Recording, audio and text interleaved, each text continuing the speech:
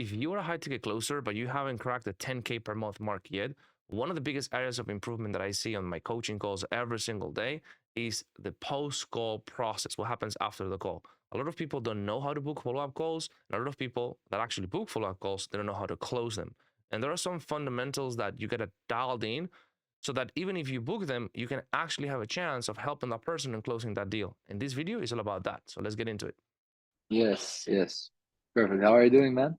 I'm doing well. How about you? Also doing well, doing well. Thank you for asking. Yeah, man. So earlier you mentioned that I had a lead that had logistical issues, right? So this guy, he actually had like cash on hand. Like he even showed me like the cash he had. Mm-hmm. And I didn't go for a payment, etc. I was like, basically it was like kind of a bullshit there. So he didn't do any deposit, he didn't do anything. And now he kind of got scared by the investment later on because he was thinking about it, etc. And now I followed your advice. You said you should get him on the call no matter what, right? So I found a way to get him on the call. I found a good excuse to get him on the call. I have the follow-up call in 2 hours from now. But now my question for you is, how am I gonna close this guy? I know that I can easily reframe him in terms of the person, like identity framing him. Like that will be a good way to close him. But how do I proceed from here? Because the excuse he comes on the call is because I'm gonna give him some advice on how to set it up first by himself, and then later on he can get started on his own. So how is the call gonna look like?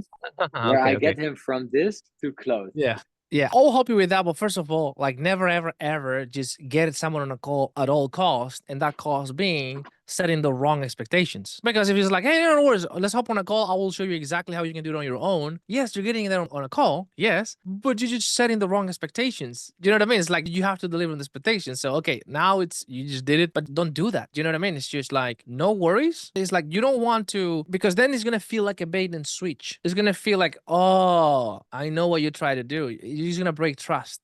So I would not recommend anybody to do that.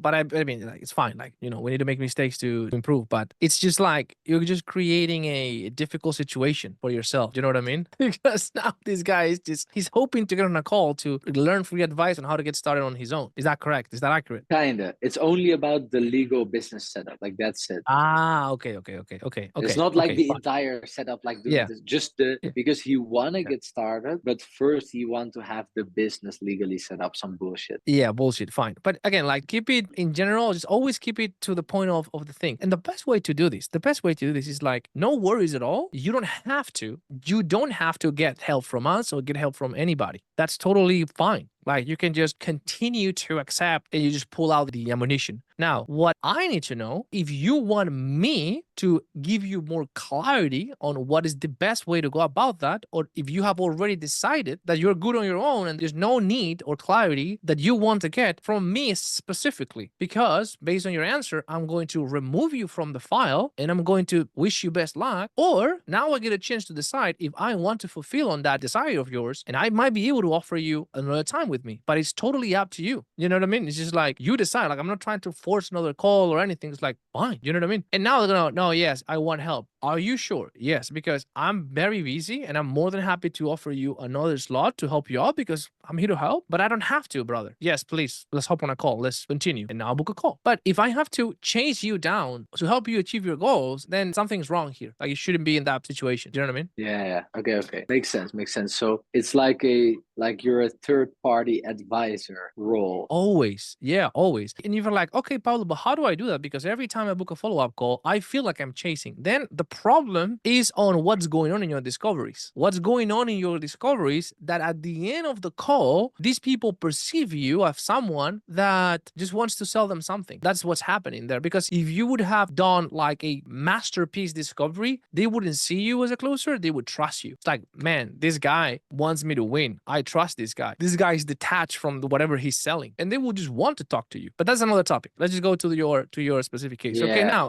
Now you show up on the call. Okay, and what I always like to do if you set the proper frame, now you set the frame of the legal stuff. So you have to address, hey, more than happy to talk about the legal stuff and whatnot. That's why we booked the call. Now, before we do, just want to make sure, because I talk with a lot of people, I want to make sure that I got some things accurate from our last conversation. So just like a quick recap. Is that okay if we do that? Just to make sure that I don't have the wrong notes here. Yeah, cool. And then you just do a recap, okay? You do a recap, you put on the table some of the main key ammunition, key emotional things that you got, and then you go, is that accurate? Yes, cool. Anything you want to add? No. Okay. In regards to the process that we covered, do you feel? And then you just temp check again. And then you just navigate from there. Because if they say, yes, I do, but whatever, we just need to get that certainty to the process. If they don't get like, yeah, it's beautiful, but I don't think it should be something that I should go right now, I still want to try on my own. Okay, cool. And you could totally do that. Before we go into the legal stuff and whatnot, can I share something with you from a different perspective on that particular regard? Yes. And now we just work on the, I want to go on my own. Or just reframe that. And you have to do it from a very, very neutral and genuine place, not trying to force an answer. Because otherwise, he's going to go, no, I want to do it on my own. No, I know what you're trying to do. No. And he's going to feel betrayed. Oh, that's what you wanted, right? You wanted that. That's the problem with that expectation that you put there, but it's okay. It's fine. And then from there, if you've done a proper job in the discovery, like the cost of them trying on their own, staying where they're at, it's so crazy, obvious high compared to the investment. It's just crazy. And then what might happen as well, if you do this properly, is that he might say to you, is obviously, which is most likely what should happen. It's like, obviously, it's better to do it with help. Obviously, I'm gonna but it's a lot of money with me. And now you just move the thing. That now it's not a thing that he wants to do it on his own. He would prefer to do it with help, but the money's getting in the way. Now you know what to do. Okay, when you say it's money, is it a case of this? Is it a case of that? And then you just uncover the real objection. Yeah. You know how to reframe DIY, right? Like, what do you value most? Time, money. What do you think? All these things that we've covered already. Yeah. So the DIY reframe is the best one for this. Yeah. Okay. Perfect. That's it. Yeah, it was one of the ones that I recommend. Yeah. But the main takeaway is to say like, hey, we're here for your reason that we've mentioned before. Obviously, I'm gonna help you with that, no problem. Just to recap, and the recap, temp check, and then you're gonna cover the objection. You're gonna handle the objection, which is DIY. And then you say, okay, but before we do that, no problem. And then really from a place of being helpful and neutral, like no. Yeah, actually, because it's that particular objection, just because you know is the objection of a DIY objection, in this particular case, it wouldn't make sense to temp check. It wouldn't make sense to temp check because that thing is getting in the way. So do a recap, and then right after the recap, then you ask them, okay, so you have these issues, you've been having this problem for this amount of time, you've tried this, nothing has worked. And right now, based on what you shared in the chat, and just to make sure that I'm getting you, what you want to do and what you feel is going to put you in the best position possible is to try to figure this out on your own. Just to make sure that I'm hearing you out. Yes. Okay, can you tell me more about that? And now you start that there, right? Because there's no point in talking about the product and temp checking anything if he is coming to the call with the idea of give me whatever thing for free you want to give me because I'm going to try it on my own. So you have to clear that first. In this particular case, in most cases when there's fear, logistics or whatever, you always want to temp check again the process just to make sure, okay, I want to do this. It's just this thing. Make sense? But always recap. Always you do a recap, pull out the emotions, like relieve the pain, relieve the consequence. And now it's like, okay, shit, we got to do something about it. But hold on, because you mentioned this, and this.